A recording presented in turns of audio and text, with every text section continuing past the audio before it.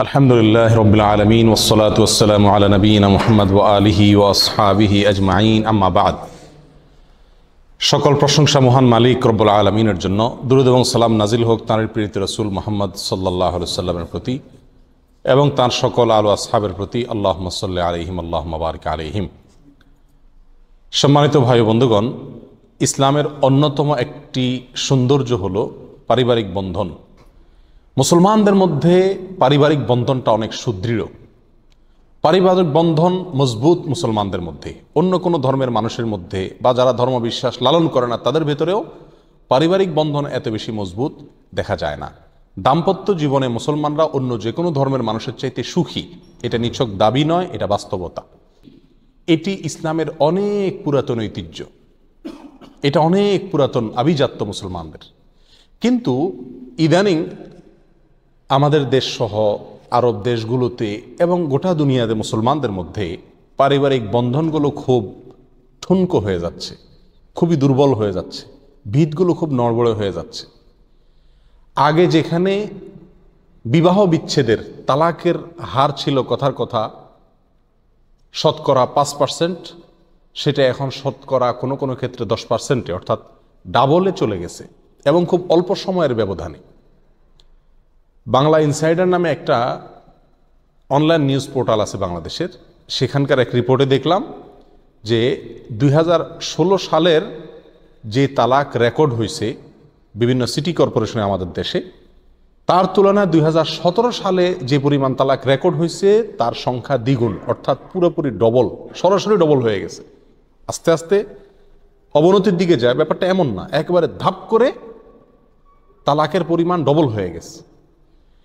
এবং আরও অন্যান্য বিভিন্ন জরিপ থেকে, বিভিন্ন মিডিয়া থেকে আমরা জানতে পারি যে আমাদের দেশে আশঙ্কাজনক হারে, বিশেষ করে শহর অঞ্চলে, ঢাকায় সবচাইতে বেশি ভয়াবহ আকারে তালাকের মাত্রা, সম্পর্কগুলো নষ্ট হয়ে যাওয়ার, পরিবারগুলো ধ্বংস হয়ে যাওয়ার, দাম্পত্য সম্পর্ক ছিন্ন হয়ে যাওয়ার মাত্রা দিন দিন ভয়াবহ আকারে কি করছে, বেড়েই চলছে। শুধু আমাদের দেশেই নয়, সৌদি আরবের অবস্থা ঠিক একই ধরনের সিরিয়াস এবং অত্যন্ত ভয়াবহ। এখানকার বেশ কয়েকটা দৈনিক পত্রিকায়, বেশ বিশ্বাসযোগ্য জাতীয় দৈনিক পত্রিকার রিপোর্ট অনুযায়ী যে পরিমাণ তালাক এখানকার মাহকামা বা কোর্টগুলোতে রেকর্ড করা হয়েছে, সেটা অন্যান্য বছরের চেয়ে যত দিন যাচ্ছে তত আশঙ্কাজনক হারে, কোনো কোনো ক্ষেত্রে ডাবলের কাছাকাছি, কোনো কোনো ক্ষেত্রে তার চাইতেও বেশি এরকম তালাক রেকর্ড হচ্ছে।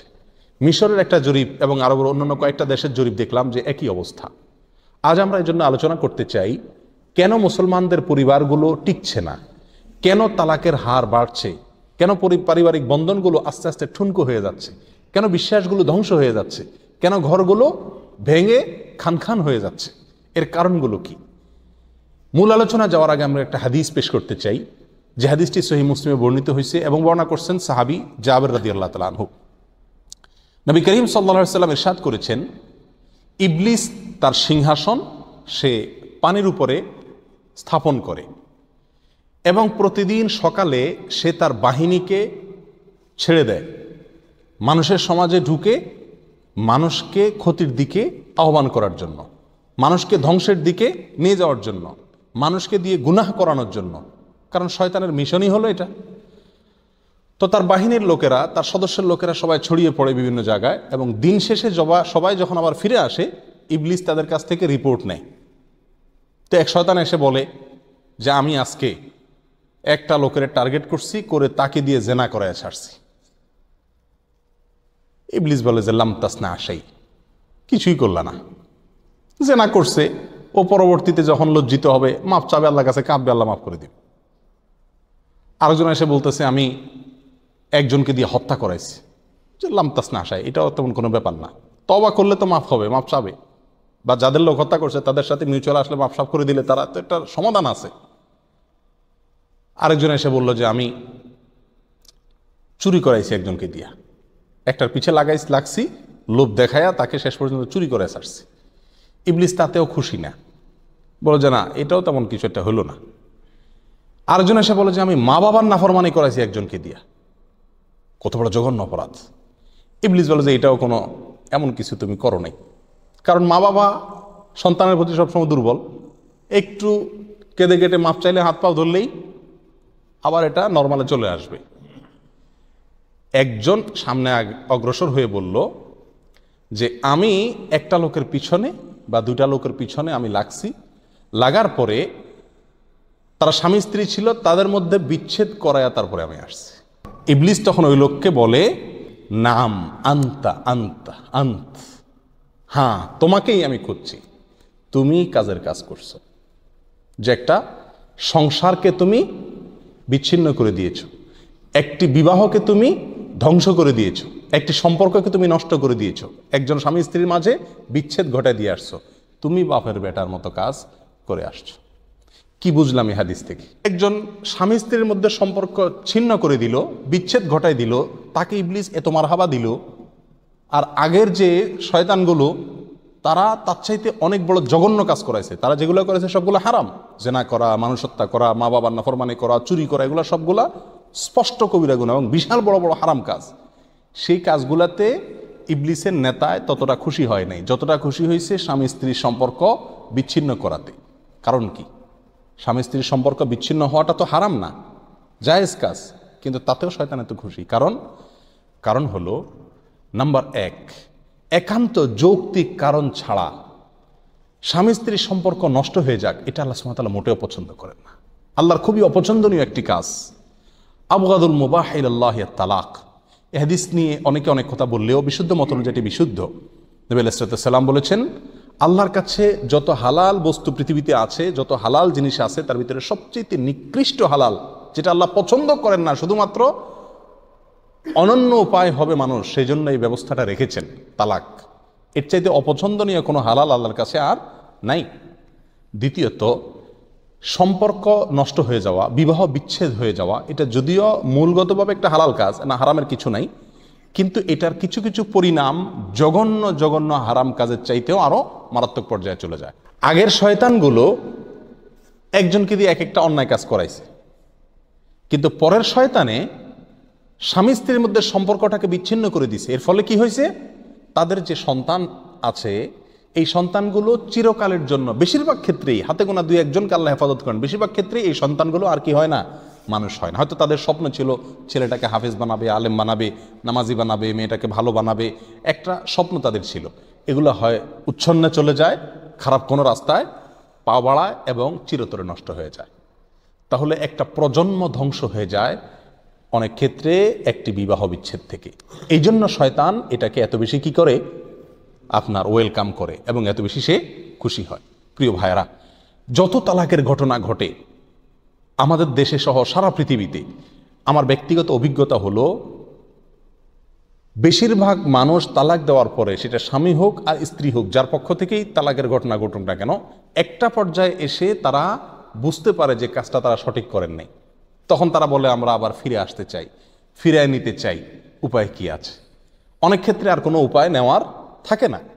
তো এই জন্য তালাক দেওয়ার আগে, তালাকের ঘটনা ঘটার আগে একজন স্বামীকে একজন স্ত্রীকে 1000 বার চিন্তা করতে হবে। প্রথমত, স্বামী স্ত্রীর ভিতরে সম্পর্ককে যদি কোনো রকম দুর্বল করে দিতে পারে, স্বামী স্ত্রীর ভিতরে সম্পর্ককে যদি কোনো রকম ঠুনকো করে দিতে পারে, বিশ্বাসটা নষ্ট করে দিতে পারে, তাহলে শয়তান সবচাইতে বেশি বিজয়ী হয়। এই কথাটা আমাদের সবসময় মাথায় রাখতে হবে যে আমাদের স্বামী স্ত্রীর সাথে সম্পর্ককে দুর্বল করার জন্যই শয়তানের সবচাইতে বেশি প্রচেষ্টা এবং তাদের সবচেয়ে বেশি চক্রান্ত এবং ষড়যন্ত্র থাকে। অতএব শয়তানকে কোনোভাবে জিততে দেওয়া বুদ্ধিমানের কাজ হবে না। আল্লাহ তাআলা আমাদের সবাইকে হেফাজত করুন। প্রিয় ভাইয়েরা, আমাদের সমাজে আজকাল কেন অধিক পরিমাণে তালাক বাড়তেছে?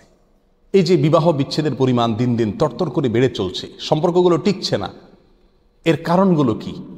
আমরা পর্যালোচনা করেছি যে কয়েকটা কারণ খুঁজে পাওয়া যায়। নাম্বার 1, প্রথম হলো বিবাহের আগেই ছেলে এবং মেয়ে, পাত্র এবং পাত্রী উভয়টি নির্বাচনের ক্ষেত্রে উভয় পক্ষ ভুল করেন। আর এই ভুলের কারণে পরবর্তীতে আর সম্পর্কটা দেখা যায় চেষ্টা করেও টিকায় রাখা যায় না। নবী আলাইহিস সালাম বলেছেন, তুনকাহুল মারআতু লিআরবাইন, মেয়েদেরকে বিবাহ করা হয় 4টি জিনিস দেখে। তার সৌন্দর্য দেখে, তার বংশ দেখে, তার পয়সা কড়ি, বাপের সম্পদ ইত্যাদি এগুলো দেখে, এবং তার দিনদারি দেখে। এই 4টি জিনিস দেখে মানুষ সাধারণত বিয়ে করে।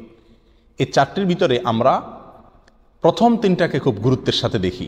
মেয়ে সুন্দরী কিনা, বাবার টাকা পয়সা আছে কিনা, পড়ালেখা সার্টিফিকেট কি আছে, বংশমর্যাদা কি আছে, এগুলো আমরা খুব গুরুত্বের সাথে দেখি। আর এই চারটার ভিতরে যে পয়েন্টটা নবী আলাইহিস সালাম আমাদেরকে দেখার জন্য নসিহত করেছেন, ওসিয়ত করেছেন, তিনি আল্লাহ সুবহানাহু ওয়া তাআলার পক্ষ থেকে ওহির মাধ্যমে প্রাপ্ত ইলম দ্বারায় তিনি জানেন আমাদের সুখ নির্ভর করে এই চারটার কোনটার উপরে। সেজন্য তিনি আমাদেরকে ওসিয়ত করেছেন, ফাজফার লিজাতিদ দিন, তুমি দিনদারিটাকে সবসময় অগ্রাধিকার দিয়ে জিতার চেষ্টা করবা বিয়ে করার ক্ষেত্রে। আমাদের সমাজে খুব কম সংখ্যক বিয়েতেই পাত্রপক্ষ পাত্রীর বা পাত্রীপক্ষের দিনদারিকে প্রাধান্য দেয়। কয়জন দেয়? হাতে গোনা কয়েকজন। একইভাবে পাত্রীপক্ষ পাত্রের ইনকাম কত, বেতন কত, পয়সা কড়ি কি আছে, ব্যাংক ব্যালেন্স কি আছে, যোগ্যতা সার্টিফিকেট কি আছে, এই সমস্ত দেখে। দিনদারিটা খুব একটা দেখা দেখি হয় না। একজন মানুষ যদি প্রকৃত অর্থে দিনদার থাকে তাহলে সে ধৈর্যের পাহাড় হবে, তার ভিতরে তুষ্টি থাকবে, সে কুড়ের ঘরে থেকেও আল্লাহর কাছে শুকরিয়া আদায় করা, মানুষের কাছে শুকরিয়া আদায় করার দীক্ষা এবং শিক্ষা সে পাবে। কিন্তু একটা মানুষের কাছে যখন দিন থাকে না তখন কিন্তু সে নিরাশ হয়ে যায়, তার ভিতরে ধৈর্য আর সাধারণত কাজ করে না। এই জন্য ভাইরা, বিবাহ বন্ধনকে যদি মজবুত রাখতে চান তাহলে বিবাহের আগেই পাত্র এবং পাত্রী নির্বাচনের ক্ষেত্রে খুব দৃঢ়তার সাথে, বুদ্ধিমত্তার সাথে নির্বাচন করতে হবে। আজকালকার যুগে বেশিরভাগ ক্ষেত্রেই পাত্রপাত্রী নির্বাচন করে ছেলে মেয়ে নিজেরা। ছেলে মেয়ে পছন্দ করে, মেয়ে ছেলেকে পছন্দ করে, অনলাইনে অফলাইনে বিভিন্নভাবে। মুরব্বীরা, বাবা মা বা গার্ডিয়ান যারা থাকেন, তাদের মধ্যে যে বিচক্ষণতা আছে, তাদের যে অভিজ্ঞতা আছে, তাদের যে দূরদৃষ্টি আছে, তারা সমাজের বিভিন্ন ঘটনা দেখতে দেখতে যে পাকাপোক্ত হয়েছেন, এটা তো একজন অবিবাহিত যুবক ছেলে, একজন যুবতী মেয়ের ভিতরে থাকে না। তো নিজে নিজে সিদ্ধান্ত নেয় যে আমি অমুককে বিয়ে করব, পছন্দ করে ফেলে। সে তো শুধুমাত্র চামড়া দেখে, সে তো শুধুমাত্র সুরত দেখে, দিনদারি দেখা হয় কম পারিবারিকভাবে। আবার নিজে ছেলে মেয়ে নিজেরা পছন্দ করে যারা অপরিণামদর্শী, যাদের মধ্যে গভীরতা নাই, যারা ভালো মন্দ যাচাই করা পরখ করার যোগ্যতা নাই, এরপরে ঠিকই বিবাহ শেষ পর্যন্ত টিকে না। এই জন্য প্রথমত এক্ষেত্রে মুরব্বীদের এবং অভিজ্ঞদের পরামর্শ এবং তাদের সহযোগিতা নিতে হবে। দ্বিতীয়ত, দিনদারিকে সবসময় অগ্রাধিকার দিয়ে রাখতে হবে। দিনদারির ক্ষেত্রে আবার মুশকিল হলো, আমাদের দেশে দিনদারি মানে হলো কোরআন শরীফ পড়তে পারে কিনা, এ হলো দিনদারি। আমাদের দেশে দিনদারি মানে হলো গতানুগতিক কিছু কাজকাম, বোরকা পরে কিনা মেয়ে, এ হলো দিনদারি শুধুমাত্র। আর ছেলের ক্ষেত্রে ছেলে নামাজি কিনা বড়জোর, এ হলো দিনদারি না ভাই। সংসারকে সুখী করতে চাইলে ছেলে এবং মেয়ে উভয়ে পুরোপুরি দিন বুঝে কিনা, পুরোপুরি দিন প্র্যাকটিস করে কিনা, এটা আগে নিশ্চিত হতে হবে। এবং এক্ষেত্রে কোনো ছাড় দেওয়া যাবে না। ইনশাআল্লাহ বিদিনিল্লাহ শান্তি এবং সুখ আল্লাহ সুবহানাহু ওয়া তাআলা এর ভিতরে রাখবেন এবং বিচ্ছেদের ঘটনা কমবে। এক। দ্বিতীয় নম্বর কারণ হলো, ঘরে ঘরে আজ অপরাধ এবং গুনাহের মাত্রা চরম আকারে বেড়ে চলছে। যেই সংসারে, যেই দম্পতির মধ্যে, যেই ঘরে আল্লাহর নাফরমানি হয়, সেখান থেকে আল্লাহ সুবহানাহু ওয়া তাআলা শান্তিটা উঠায় নিয়ে যান। আগে যদি শান্তি থেকেও থাকে, নাফরমানির পরে আল্লাহ সুবহানাহু ওয়া তাআলা শান্তিটা উঠায় নিয়ে যান। আজ ঘরে ঘরে স্বামী স্ত্রী উভয়ে নানা রকম অবৈধ কাজে, হারাম কাজে লিপ্ত। পুরুষে অন্য মেয়েদেরকে দেখে মজা নেয়, সেটা ফেসবুকে হোক, ইমোতে হোক, পত্রিকায় হোক, ম্যাগাজিনে হোক, টেলিভিশনে হোক, অফলাইনে হোক, অনলাইনে হোক, তিনি বাহিরে অন্য মেয়েদের দেখে মজা নিচ্ছেন, হারাম কাজে লিপ্ত। যেটা দুনিয়ার সবচেয়ে বড় উপভোগের বস্তু, সবচেয়ে বড় সুখের জায়গা, তার দুনিয়ার জান্নাত, সেই স্ত্রীর মধ্যে সুখটুকু আল্লাহ তাআলা উঠায় নিয়ে যান। কারণ সে হারামের মাধ্যমে কি করতে চায়? তার নিজের এই চাহিদাকে চরিতার্থ করতে চায়, সে অবৈধ কাজে লিপ্ত। একইভাবে স্ত্রী, মেয়েরা বাহিরে যাওয়ার সময় কি করে? সাজগোজ করে, স্প্রে করে, মানুষকে দেখায়, মানুষকে আকৃষ্ট করে, তার নিজের স্বামীর জন্য সাজগোজ করে না। এরকম আরো নানাবিধ অপকর্ম, হারাম কাজ, এগুলো আমাদের পরিবারগুলোতে আছে না নাই? ঘর বাড়িতে যত বেশি হারাম কাজের চর্চা হবে, স্বামী স্বামীর মতো হারাম কাজ করছে, স্ত্রী স্ত্রীর মতো হারাম কাজ করছে, এবং এগুলো দিন দিন বাড়ছে। আর হারাম কাজ বাড়ছে, সেজন্য আল্লাহ সুবহানাহু ওয়া তাআলা পারিবারিক শান্তিটা উঠে নিয়ে যাচ্ছেন। ঝগড়াঝাটি বাড়ছে এবং অশান্তি হচ্ছে, সংসারগুলো তছনছ হয়ে যাচ্ছে। প্রিয় ভাইয়েরা, আল্লাহ সুবহানাহু ওয়া তাআলা হারামের সাথে কি রাখেন নাই? আরাম রাখেন নাই। আল্লামা ইবনুল কাইয়িম রাহিমাহুল্লাহ তার বিখ্যাত কিতাব আল জওয়াবুল কাফির ভিতরে লিখছেন যে কোনো এক সালাফ পূর্বসূরি তিনি বলেছেন, আমি খেয়াল করে দেখেছি একটা বিষয়, আমি যখন কোনো অন্যায় করি, কোনো গুনাহের কাজ করি, তো এর ধাক্কা এসে লাগে আমার যে বাহন, তখনকার যুগে ঘোড়া গাদা এগুলো ছিল, সেগুলো, এবং আমার স্ত্রী, এই দুইটা ক্ষেত্রে। বাহিরে কোনো অন্যায় করছি বা ভিতরে কোনো অন্যায় করছি, আল্লাহর কোনো নাফরমানি করছি, কোনো গুনাহে লিপ্ত হয়েছি, তো দেখি যে ধাক্কা এসে লাগে এখানে, এদের আচার আচরণ সম্পূর্ণ বিগড়ে যায়। নষ্ট হয়ে যায়। তো এই কথাটাকে যদি সামনে রাখি আমরা, একেবারে পরিষ্কার হয়ে যায়, গুনাহ যত বাড়বে তত পারিবারিক সম্পর্কে, স্বামী স্ত্রীর সম্পর্কের ভিতরে টানাপোড়েন সৃষ্টি হবে এবং আস্তে আস্তে বিবাহগুলো ভাঙতে থাকবে, বিচ্ছেদ হতে থাকবে। এই জন্য বিবাহ বিচ্ছেদ এড়ানোর জন্য স্বামী স্ত্রী উভয়কে গুনাহ থেকে বাঁচার চেষ্টা করতে হবে, তওবা করে আল্লাহর কাছে ফিরে আসতে হবে। তাহলে ইনশাআল্লাহ সম্পর্ক আস্তে আস্তে কি হবে? গাঢ় হবে। সহিহ বুখারীতে আসছেন, নবী আলাইহিস সালাম বলেছেন, লা তাদখুলুল মালাইকাতু বাইতান ফীহি কালবুন আও তাসাবির। আমাদের ঘরবাড়িতে শান্তি উঠে গেছে, এর দ্বিতীয় কারণ বলছিলাম কি? গুনাহ বেড়ে গেছে না? এই যে গুনাহ বেড়ে যাওয়ার কারণে শান্তি উঠে গেছে, এর একটা বিশেষ পার্ট হলো আল্লাহর রহমতের ফেরেশতা বাসা বাড়িতে আসার জন্য যত রাস্তা আছে সবগুলো আমরা বন্ধ করে ফেলছি।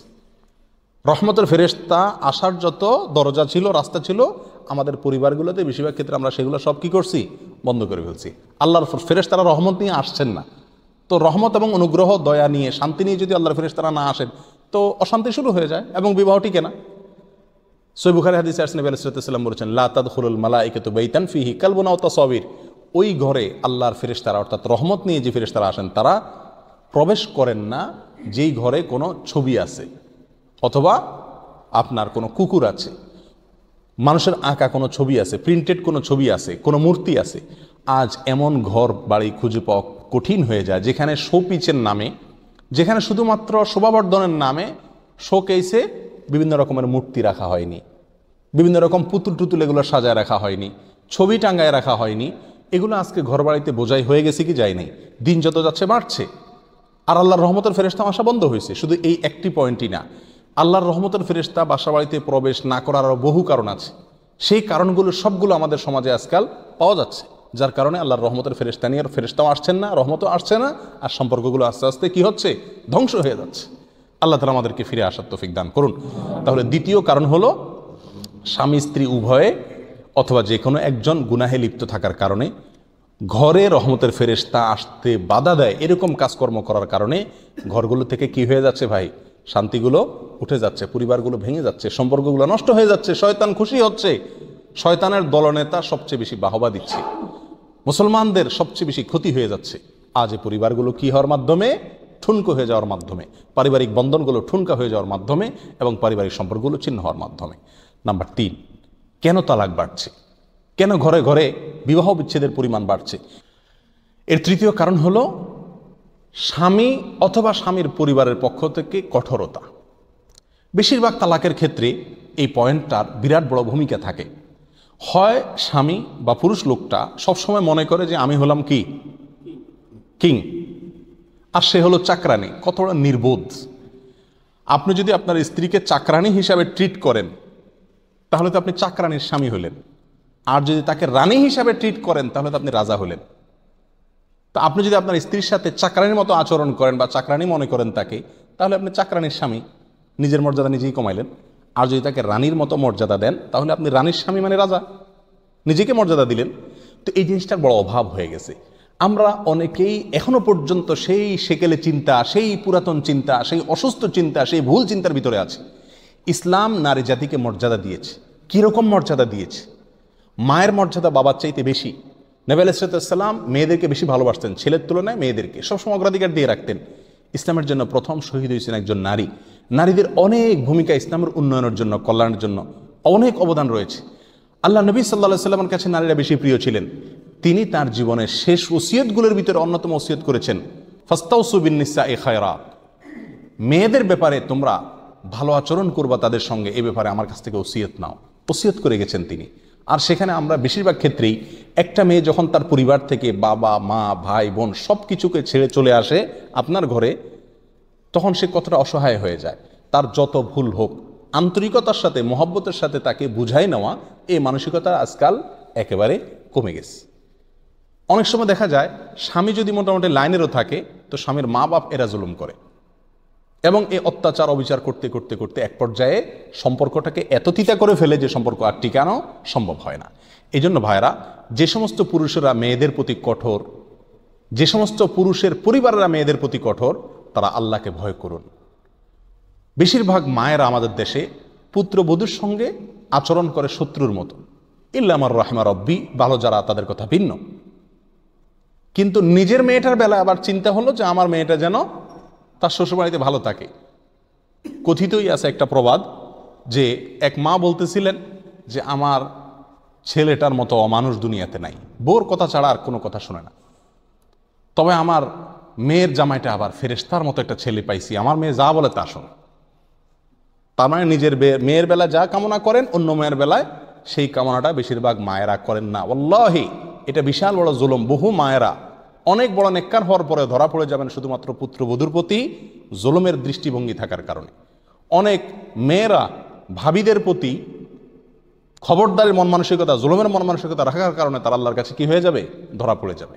প্রিয় ভাইয়েরা, অন্য ঘর থেকে তারা আসছে, তাদের প্রতি কি হইতে হবে, সদয় হতে হবে। আল্লাহ কোরআন নির্দেশ করেছেন ওয়াশিরুহুন্না বিল মারুফ, উত্তম উপায়ে যথাযথভাবে ভালোভাবে তাদের সঙ্গে দিনাতিপাত করো, বসবাস করো, সংসার করো।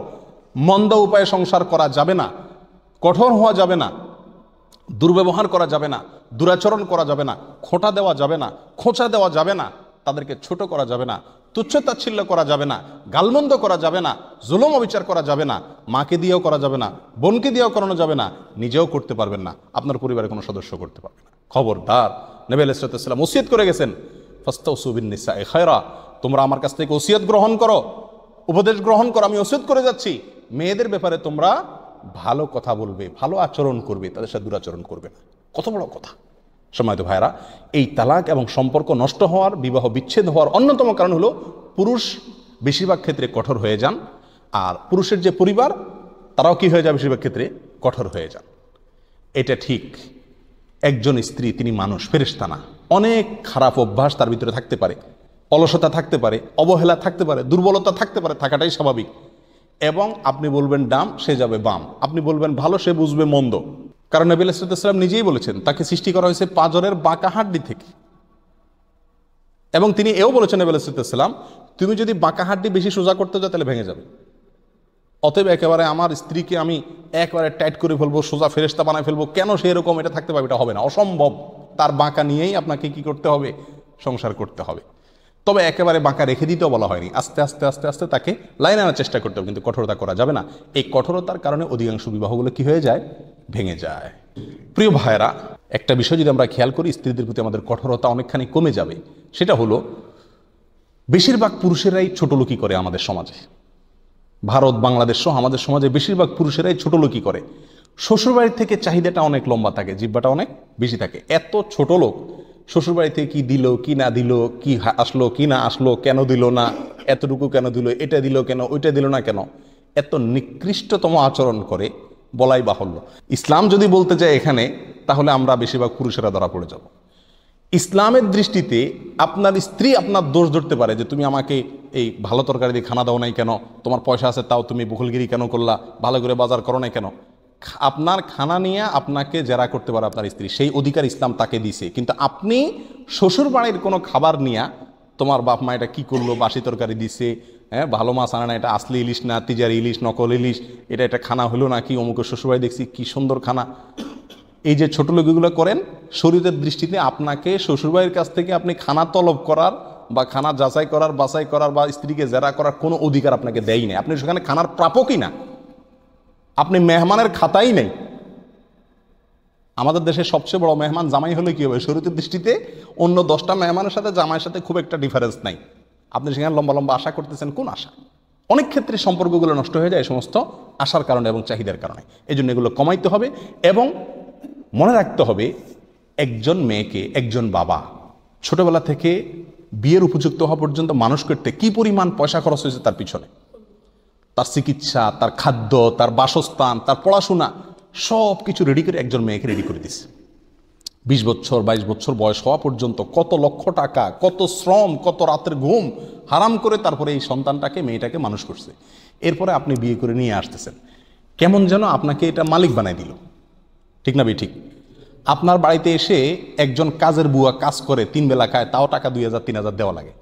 এই আপনার স্ত্রী তো কাজের বুয়ার সার্ভিসের চাইতে বহুগুণ বেশি সার্ভিস দিচ্ছে, শারীরিক কাজ দিচ্ছে, আপনাকে গুনাহ থেকে বাঁচাচ্ছে, আপনার চরিত্র হেফাজত করতেছে, সেটা তো আছেই, আপনাকে সন্তান উপহার দিচ্ছে এবং তার গোটা জীবনটা আপনাকে দিয়ে দিছে। শ্বশুর শাশুড়ি পড়ালেখা করাইছে, কিন্তু তাদের পড়ালেখার এই উপকারটা, বেনিফিটটা, ফিডব্যাকটা শ্বশুর শাশুড়ি পাচ্ছে না, শ্বশুরবাড়ির লোকেরা পাচ্ছে না। কারা পাচ্ছে? আপনার বাড়ির লোকেরা, আপনার ছেলে মেয়ে পড়াচ্ছে, আপনার ভাই বোনকে পড়াচ্ছে। তাহলে শিক্ষিত করলো বাপ মা, পয়সা খরচ করে, উপকারটা ভোগ করতেছেন আপনি, ঠিক না ঠিক? পড়ালেখা করাইলো বাপ মা, সুবিধা ভোগ করছেন আপনি। চিকিৎসা করাইয়া সুস্থ করলো বাপ মা, সুবিধা ভোগ করছেন আপনি। বড় করে দিল খাওয়াইয়া পড়াইয়া বাপ মা, সুবিধা ভোগ করছেন আপনি। আর কথা হলে আবার খোঁটা দিচ্ছেন, তার প্রতি কঠোর হচ্ছেন, শ্বশুরবাড়ির কাছে আরও চাহিদা পেশ করতেছেন। আপনার চাইতে ছোট লোক আল্লাহর জমিনে আর দ্বিতীয়টা নেই। কথা বুঝে আসছে ভাই?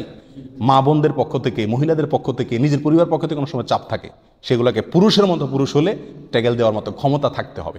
আমি বলছি না মা বাবার সাথে দুর্ব্যবহার করতে, কিন্তু অত্যন্ত কৌশলে তাদেরকে ম্যানেজ করতে হবে। এগুলো করলে ইনশাল্লাহ দেখবেন সম্পর্কগুলো অনেকখানি কী হয়ে যাবে, ইনশাল্লাহ মজবুত হয়ে যাবে এবং বিবাহ বিচ্ছেদ অনেকখানি কমবে। তাহলে তৃতীয়ত হলো, পুরুষেরা বেশিরভাগ ক্ষেত্রে মেয়েদের প্রতি কী হয়ে যান, কঠোর হয়ে যান। এটা হওয়া যাবে না। আল্লাহ বলেছেন ওয়া আশিরুহুন্না বিল মারুফ, তোমরা তাদের সাথে কি করো, যথাযথভাবে সুন্দরভাবে তাদের সাথে জীবনযাপন করো। নবী আলাইহিস সালাম বলেছেন খায়রুকুম লি আহলি, তোমাদের ভিতরে সবচেয়ে ভালো মানুষ হলেন ওই লোকটা, যেই লোকটা তার স্ত্রীর কাছে ভালো।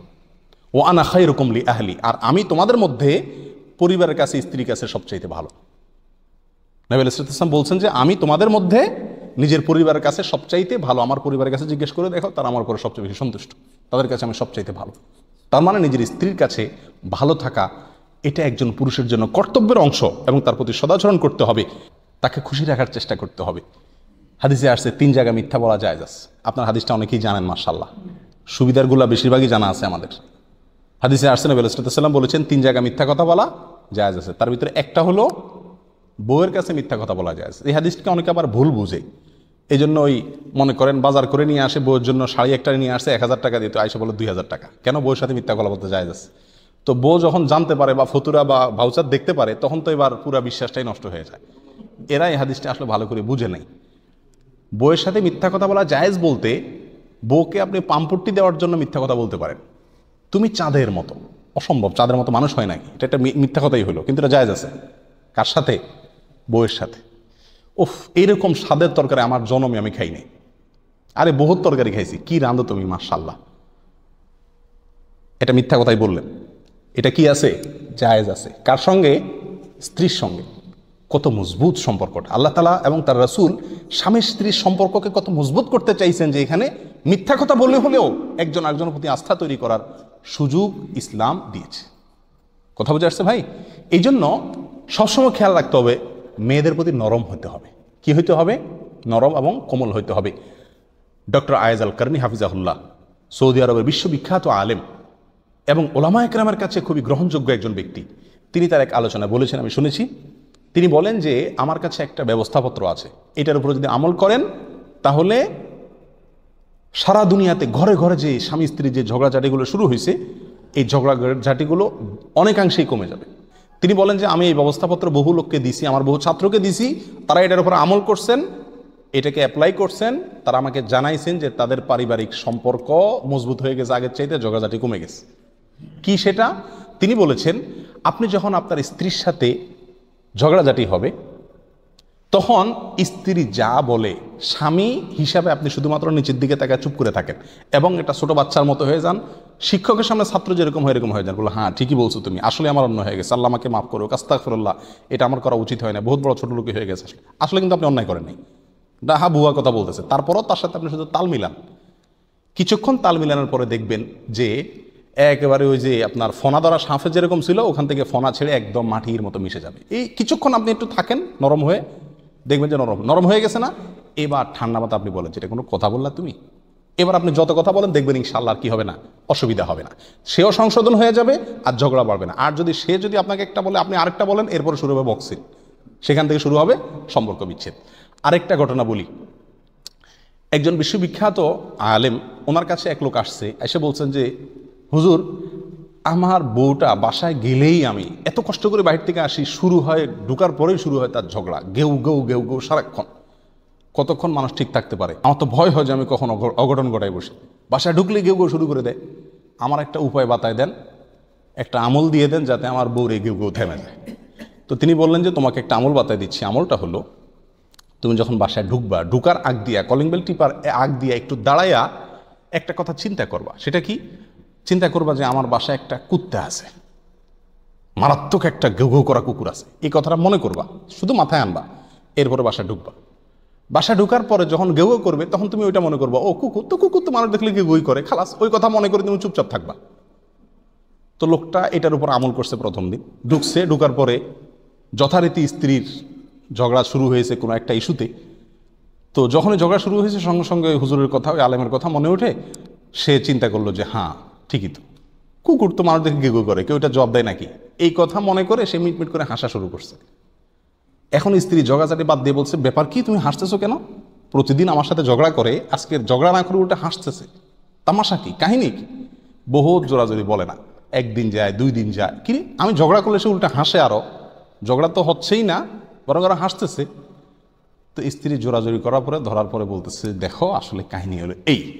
স্ত্রী তখন চিন্তা করছে, লা হাওলা ওয়ালা কুওয়াতা, ছি ছি ছি ছি ছি, সর্বনাশ, এর সাথে আমি ঝগড়া যখন করি তখন সে আমার কুত্তা মনে করে, ছি ছি ছি। এরপর থেকে স্ত্রী ঝগড়া করার সময় তারও কি হয়, হিসাব নিকাশ শেষ হয়ে যায় যে এ তো হাসা শুরু করবে, এখন আমার কুকুর মানা শুরু করবে। এগুলো হলো এক একটা পলিসি। এক কথায় ইসলাম সবসময় চায় স্বামী স্ত্রীর সম্পর্ককে অনেক মজবুত করতে। যার সাথে তার স্ত্রীর সম্পর্ক যত বেশি গাঢ়, যত বেশি ভালো, তারা আল্লাহর কাছে তত বেশি প্রিয়। এই দিক থেকে ইনশাআল্লাহ আল্লাহ তাআলা আমাদের সবাইকে আমাদের সম্পর্কগুলোকে গাঢ় করার তৌফিক দান করুন। প্রিয় ভাইয়েরা, নাম্বার 4, তালাকের পরিমাণ বেশি হচ্ছে আমাদের সমাজে। এর 4 নম্বর কারণ হলো যেমনে সেমনে তালাকের ব্যবহার করা। তালাক এই অস্ত্রটা যে কত ভয়াবহ, কত কঠিন, এটা যে একবার দিয়ে দিলে আর ফেরত নেওয়া যায় না অনেক ক্ষেত্রে, এই জিনিসটুকু আমরা ভালো করে রপ্ত করি নেই। আর না করতে পারার কারণে কথায় কথায় একটু রাগ উঠলেই তালাক দিয়ে দিচ্ছি। না ভাই, তালাক এত সহজ না। আল্লাহ সুবহানাহু ওয়া তাআলা কোরআনে কারিমে বিবাহের সম্পর্ককে বলছেন মিসাকান গালিদ। আল্লাহ বলছেন ওয়া আখাযনা মিনকুম মিসাকান গালিদা। মেয়েরা তোমাদের কাছ থেকে, তোমাদের স্ত্রীরা তোমাদের কাছ থেকে গাঢ়, মজবুত, সুদৃঢ় বন্ধন তারা তোমাদের কাছ থেকে নিয়েছে। এই বন্ধনকে আল্লাহ সুবহানাহু ওয়া তাআলা সুদৃঢ় বন্ধন বলছেন, মারাত্মক শক্ত বন্ধন স্বামী স্ত্রীর সম্পর্ক। আর আপনি একটু হালকা ঝগড়াঝাটি হলো, কিছু নিয়ে কথা কাটাকাটি হলো, যে কোনো ইস্যু হলে আর তালাক দিয়ে দিলেন। এত মজবুত বন্ধন আল্লাহ যেটাকে এত শক্ত বন্ধন বলছেন, সেটাকে আপনি যে কোনো একটা ঠুনকো কারণে কি দিচ্ছেন, ওই বন্ধনটাকে ছিঁড়ে ফেলার চেষ্টা করছেন। কত বড় অন্যায় করছেন আপনি। এই জন্য যেমনে সেমনে তালাকের কথা না বলা। রাগ হইলে তালাকের সিদ্ধান্ত যদি আপনি কখনো নেন, ওলামাদের সাথে পরামর্শ করবেন, অভিভাবকদের সাথে পরামর্শ করবেন, অভিজ্ঞদের সাথে পরামর্শ করবেন, তারপরে তালাকের সিদ্ধান্ত নেবেন। আল্লাহ কোরআনে কারিমে কয়েকটা ধাপ বলেছেন। যদি বনিবনা না হয়, আল্লাহ বলছেন যে সালেস ঠিক করেন, তৃতীয় পক্ষ ঠিক করেন। দুজনে বলছে না, তৃতীয় পক্ষকে ডাকেন যে আপনি আমাদের মধ্যে কি করেন, সুরাহা করে দেন। দেখবেন ইনশাআল্লাহ কি হয়ে যাবে, সমাধান হয়ে যাবে। কথা বুঝে আসছে? আল্লাহ সুবহানাহু ওয়া তাআলা কোরআনে কারীমের ভিতরে বলেছেন আত-তালাকু মাররাতান ফাইমসাকুম বিমারুফিন আও তাসরিহুম বিইহসান। আমরা একসাথে হাজার হাজার তালাক দিতে চাই। অনেকে 3 তালাক দেয় না, 3 লক্ষ তালাক, 3000 তালাক এরকম বলে। আরও কি বেগুন তালাক বলে, আসলে তালাকে বায়ান বলে বেগুন তালাক। যাই হোক, আল্লাহ বলছেন আত-তালাকু মাররাতান ফাইমসাকুম বিমারুফিন আও তাসরিহুম বিইহসান। আপনি যদি সম্পর্ক ছিন্নই করতে চান, বহু ঠান্ডা মাথায় সিদ্ধান্ত নিয়েছেন না এখানে সম্পর্ক আর রাখা যায় না, তাহলে কমপক্ষে 2 বার চান্স নেবেন। প্রথমবার তালাক দেওয়ার পরে ফেরত নেওয়ার সুযোগ রাখবেন, প্রত্যাহারযোগ্য তালাক দিবেন, যাতে করে দ্বিতীয়বার নেওয়ার সুযোগটা থাকে। গোটাই দিয়ে এরপরে আয়সা কাঁদবেন, হুজুর এখন তো তারা ছাড়া বাঁচবো না, বাচ্চাগুলোর জীবন কি হবে, হায় হায় ভুল হয়ে গেছে, বুঝতে পারি নাই। তখন আর কান্নাকাটি করলেও হুজুরের হাতে কিচ্ছু করার থাকবে না। এই জন্য ইসলাম তালাক দেওয়ার আগে বহুবার আমাদেরকে ভাবতে নির্দেশ করছে। আপনি দেখুন তালাকের বিধানটা ইসলাম প্রয়োগ করার আগে কতগুলো ঘাট পার হয়ে যেতে বলছে। আপনি স্ত্রীকে তালাক দিতে চান, তালাকের সঠিক পদ্ধতি কি? আপনি স্ত্রীকে তালাক দিতে চাইলে একটা পবিত্র পিরিয়ড যাবে, এরপর একটা মাসিক আসবে, মাসিক যাওয়ার পরে আবার পবিত্র হবে স্ত্রী, তারপরে আপনি কি করবেন? যদি প্রয়োজন মনে করেন তালাক দিবেন। ওই দ্বিতীয়বার যে পবিত্র পিরিয়ড আসলো মাসিকের পরে, সেই পবিত্র পিরিয়ডে স্ত্রীর সাথে সহবাস করার আগে তালাক দিতে হবে। কেন বলছে সহবাসের আগে তালাক দিতে হবে জানেন? কারণ মাসিকের একটা পিরিয়ড যাওয়ার পরে আপনার স্ত্রীর প্রতি চাহিদা তৈরি হয়েছে প্রচণ্ডভাবে। এত চাহিদার পরেও যদি আপনি তালাক দেওয়ার সিদ্ধান্ত নেন, তাহলে বোঝা গেল এই সিদ্ধান্তটা ঠান্ডা মাথায় আপনি নিচ্ছেন। শরীরের চাহিদা আছে তার প্রতি, তারপর আপনি তালাকের সিদ্ধান্ত নিচ্ছেন, তার মানে এটা ব্যালেন্সেড সিদ্ধান্ত হচ্ছে। তাই ইসলাম তালাকের আগে এতগুলো ঘাট পার হয়ে যেতে বলছে এই জন্যই, যাতে করে তালাকটা অজাগায়, অপাত্রে, অসময়ে পতিত না হয়। এই জন্য ভাইরা, যেমনে সেমনে তালাক বলা এটা ঠিক না। ঝগড়াঝাটি হইলো অনেকে কথার কথা, না তোমার তালাক দিয়ে দিব, না তোমার সাথে চলবে না, এই কথাগুলো একজন মেয়ের মনকে সবচেয়ে বেশি চুরমার করে দেয় ভেঙে, এবং সম্পর্ক বিশ্বাস সেখানেই নষ্ট হয়ে যায়। খবরদার, মেয়েরা অনেক সময় বলে মুখে মুখে, কিন্তু আপনি স্বামী হিসাবে কখনো সম্পর্কের কথা টান দিবেন না, খবরদার। এটা ঝগড়াঝাটির সময় যদি বলে ফেলেন, আস্তে আস্তে এটা হালকা পাতলা হয়ে যায় এবং সম্পর্ক কি হয়ে যায়, নষ্ট হয়ে যায়। আল্লাহ বলেছেন ওয়াল্লাতি তাখাফুনা নুশুজাহুন্না, যে সমস্ত মহিলারা স্ত্রীরা তোমাদের কথা শুনবে না, মনে হয় যে বেড়া হয়ে যাবে, বেলাইন হয়ে যাবে, এরকম মনে হচ্ছে, ফাইজুহুন্না, প্রথম হলে তাদেরকে একটু নসিহত করো, কোনো আলেম দিয়া কোনো শেখরে দিয়া ওয়াজ নসিহত করাও, শোনাও, বুঝাও স্বামী কি জিনিস, সম্পর্ক কি জিনিস, বিবাহ কি জিনিস, বিচ্ছেদ কত খারাপ জিনিস, এর পরিণাম কত খারাপ হয়, এগুলো বুঝাও, তাকে মানুষ করার চেষ্টা করো। আল্লাহ বলছেন ওয়াহজুরুহুন্না ফিল মাজাজে, বুঝায়ও কাজ হচ্ছে না, বিছানা আলাদা করে ফেলো, রাগ করো, রাগ করে থাকো, এরপরেও তোমাদের কাজ হচ্ছে না, তার সংশোধন হচ্ছে না, ওয়াদরিবুহুন্না, প্রয়োজনে একটু প্রহার করো, শাসন করো, তাতেও যদি কাজ না হয় তাহলে যে তারপরে কি করতে হবে, তালাকের সিদ্ধান্ত নিতে হবে। আল্লাহ বলছেন ফাইন আতানাকুম, এই তিনটা ধাপ পার করার পরে যদি সে লাইনে আসে, খবরদার, ফালা তাবগু আলাইহিন্না সাবিলা, তাহলে আর কোনো দ্বিতীয়বার তালাকের চিন্তা মাথায় আনবা না। আল্লাহ সুবহানাহু ওয়া তাআলা কতগুলো ধাপ অতিক্রম করতে বলছেন। এই জন্য ভাইরা, এই জিনিসটা আমাদের খুব বেশি কি করতে হবে, খেয়াল রাখতে হবে। নাম্বার 5, বিবাহ বিচ্ছেদের পরিমাণ বাড়ার আরেকটা অন্যতম কারণ হলো আমাদের দেশে তথাকথিত নারীবাদীরা। নারীবাদী বলে যারা নিজেদেরকে পরিচয় দেয় আমাদের দেশে, খুব নারীর কল্যাণকামী, নারী স্বাধীনতার জন্য খুব কাজ টাজ করে বলে মনে হয়। এদের অনেক কাজ হয়তো ইতিবাচক, অনেক প্রচারণা হয়তো ইতিবাচক, কিন্তু পারিবারিক বন্ধনগুলোকে ধ্বংস করার জন্য এদের ভূমিকা অনস্বীকার্য। এরা সবসময় মেয়েদেরকে উস্কাই দেয় যে আরে তুমি কি গোলাম নাকি, তুমি কি বাদী নাকি, তুমি নিজের পায়ে যে দাঁড়ানো শিখে, এই সমস্ত বলে টলে পাম্পট্টি দিয়ে কোনো রকম সম্পর্কটাকে যদি ভেঙে দিতে পারে, এরপরে এই মেয়ে সারা জীবন কাঁদতে থাকে আর রাস্তা রাস্তা ঘুরতে থাকে। আমাদের দেশে সাধারণত মেয়েরা স্বামীদেরকে ভালোবাসে, স্বামীরা স্ত্রীদেরকে ভালোবাসে, বেশিরভাগ ক্ষেত্রেই এটা। কিন্তু এই সমস্ত উস্কানিগুলো টেলিভিশন, মিডিয়া, নাটক, সিনেমার মাধ্যমে তথাকথিত স্বাধীনতার নাম দিয়া স্বামী স্ত্রীর মধ্যে দূরত্ব সৃষ্টি করে। এরা দূরত্ব সৃষ্টি করলে এরা কি করে, ওই বেচারা তালাক নিয়ে নেয় বা তালাক দিয়ে দেয়। বাংলা ইনসাইডারের এবং অন্যান্য মিডিয়ার রিপোর্ট অনুযায়ী যতগুলো তালাকের ঘটনা আমাদের দেশে ঘটছে গত 2-3 বছরে, তার ভেতরে প্রতি 10টা তালাকের ঘটনার ভিতরে 7টাই ঘটে মেয়েদের তরফ থেকে। এই যে মেয়েদেরকে উস্কাই দেয় বামপন্থীরা, নাস্তিকরা, আপনার এই নারীবাদীরা, এরা নারীর কল্যাণকামী সেজে সম্পর্ককে নষ্ট করে দেয়। নারীর সাথে তার স্ত্রীর সাথে তার স্বামীর ঝগড়া হয়েছে, মনোমালিন্য হয়েছে, শ্বশুরবাড়ির পক্ষ তারা জুলুম করে, কিন্তু সে আসলে স্বামীর সাথে মিলেমিশে থাকতে চায় একজন মধ্যস্থতাকারী এসে স্বামীকে সংশোধন করে দেখ, স্বামীকে সাইজ করে দেখ, মিলায় দেখ, এটা চায়। কিন্তু এরা যায় উস্কায়া দূরে সরায় দেয়, এরপরে চিরকালের জন্য সে আফসোস করতে থাকে, আর কোনো সমাধানের রাস্তা থাকে না। আল্লাহ তাআলা আমাদের সবাইকে, আমাদের পরিবারগুলোকে আরও বেশি মজবুত করার তৌফিক দান করুন। যে সমস্ত কারণে তালাক বাড়ছে, সেই কারণগুলোকে ভালো করে রপ্ত করে তালাকের হার কমানোর জন্য সবাইকে আল্লাহ তাআলা ভূমিকা রাখার তৌফিক দান করুন। সময়ত ভাই বন্ধুগণ, কিছু কিছু কারণে আপনাকে শরীয়ত তালাক দেওয়ার সুযোগ দিতে পারেন, আবার কিছু কিছু কারণ আছে, ঠুনকো কারণ, যেগুলোর কারণে আমরা তালাক দেওয়ার সুযোগ নাই শরীয়তের দৃষ্টিতে। তার ভিতরে একটা হলো দিনদারির ক্ষেত্রে। কোন স্ত্রী যদি তার ভিতরে ইমানই নাই মনে হয়, নামাজই পড়ে না, বহু চেষ্টা করছেন, কোনোভাবে লাইনে আনতে পারেন নাই, তাহলে ওই যে অনেকগুলো পথ ধরবেন, রাগ করবেন, পয়সা দেওয়া বন্ধ করবেন, সালিশ ধরবেন, মধ্যস্থতাকারী ধরবেন, তার বাপ মা ডাকবেন, বিচার বসাবেন, অনেক কিছু করবেন, এরপরে এক তালাক দিবেন, চান্স দিবেন, ফিরে আসলে আলহামদুলিল্লাহ। না হইলে তখন যায় আপনি সম্পর্ক ছিন্নের চেষ্টা করতে পারেন। কারণ মা যদি বদ্দিন হয়, তাহলে তার থেকে বংশধর বাচ্চাগুলো দিনদার হওয়ার সম্ভাবনা কম থাকে। যদিও এটা বিয়ে করার আগেই চিন্তা করা দরকার ছিল, যদি বিয়ে করার পরে এরকম দেখা দেয় এবং সিরিয়াস পর্যায়ে চলে যায়, তখন আপনি কি করতে পারবেন, তালাকের সিদ্ধান্ত নিতে পারবেন। অনেক সময় দেখা যায় আমাদের সমাজে মা বাপ বলে তালাক দিয়ে দিতে, আমার মা পছন্দ না, আমার বাপের পছন্দ না, তো এই মা বাপ তালাক দিতে বললে তালাক দেবো কিনা। ইব্রাহিম আলাইহিস সালাম নির্দেশ করছেন তার ছেলেকে, ইসমাইলকে নির্দেশ করছেন স্ত্রী তালাক দেওয়ার জন্য, তিনি বাপের কথা শুনে তালাক দিছেনও। রাহিকে মাখতুম সহ বিভিন্ন সিরাতের কিতাবে আছে।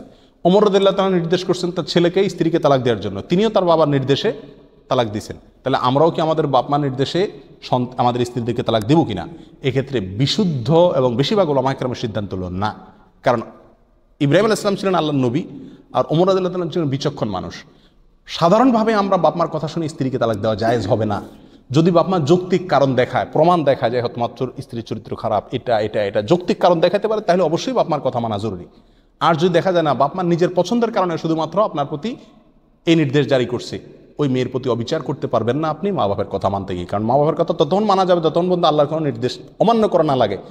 এখানে মা বাবার কথা মানতে হলে ওই মেয়ের প্রতি কি করতে হবে? জুলুম করতে হবে, যেটা আপনার জন্য জায়েজ নেই। আরেকটা হলো, অনেক সময় আমাদের পছন্দ হয় না, ভালো লাগে না, এই কারণে আমরা তালাক দিই। এটার মূল কারণ হলো যে গুনাহ। অন্য মেয়ে দেখা বন্ধ করে দেন, চোখের হেফাজত করেন, ইনশাল্লাহ ওইটাই আপনার কাছে কি মনে হবে? নেয়ামত মনে হবে। আর চাহিদা পূরণ হওয়ার পরে সব মেয়েই সমান, কোনোটার কোনো বিশেষত্ব নাই। নবী আলাইহিস সালাম স্পষ্টভাবে তার হাদিসের ভিত্তিতে তিনি জানাইছেন যে সব স্ত্রী এক। আল্লাহ তাআলা সৃষ্টিগতভাবে সবাইকে কি করেছেন? একরকম করে সৃষ্টি করেছেন। শয়তান শুধুমাত্র ওয়াসওয়াসা দেয় যে এটা ভালো না, এটা ভালো, এটা ভালো না, এটা শয়তানের কুমন্ত্রণা। একটা পর্যায়ে মানুষের কাছে ঠিকই বুঝে আসে যে সবই কি সমান। অনেক সময় স্ত্রীদের ভিতরে চারিত্রিক সমস্যা দেখা যায়। অনেক মহিলা, অনেক স্ত্রী চুপে চুপে অন্য পুরুষের সাথে সম্পর্ক করে, জেনা করে, অনেকে সরাসরি জেনা করে, অনেকে অন্যের সাথে চ্যাটিং ফেটিং কথাবার্তা এই সমস্ত দুই নম্বরের সাথে জড়িত থাকে। একজন স্বামীর জন্য তার এরকম স্ত্রীকে রাখা কি জরুরি অথবা জায়েজ? এ সম্পর্কে ইসলাম কি বলে? এ সম্পর্কে ইসলামের বক্তব্য হলো, আপনার স্ত্রী যদি তার ভিতরে এরকম কোনো কিছু দেখেন যে সে কারোর সাথে জেনায় লিপ্ত অথবা কারোর সাথে অবৈধ সম্পর্কে যে কোনোভাবে জড়িয়ে আছে, তাহলে তাকে তালাক দিতে ইসলামী শরীয়ত আপনাকে বাধ্য করে না। কথা বুঝতে পারছি? ইসলামী শরীয়ত আপনাকে তালাক দিতে কি করে না? বাধ্য করে না। তাকে রাখা এবং না রাখাটা সম্পূর্ণ আপনার রুচির উপর নির্ভর করে।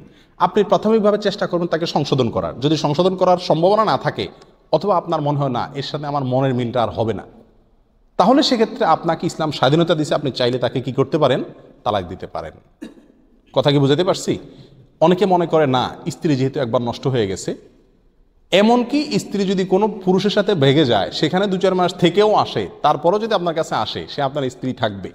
দ্বিতীয়বার বিয়ে পড়ানোর কি হবে না? প্রয়োজন হবে না। আপনার রুচিতে কুলাইলে তাকে সংশোধন করে রাখার ইচ্ছা থাকলে আপনি রাখেন। আর যদি মনে হয় যেন আমার রুচিতে কুলাচ্ছেন, আপনি তালাক দিতে পারেন। সে অধিকার আপনাকে ইসলাম দিয়েছে, কিন্তু কি করে নাই? বাধ্য করে নাই। আল্লাহ তাআলা আমাদের সবাইকে আমাদের পারিবারিক সম্পর্কগুলোকে আরো মজবুত করার তৌফিক দান করুন।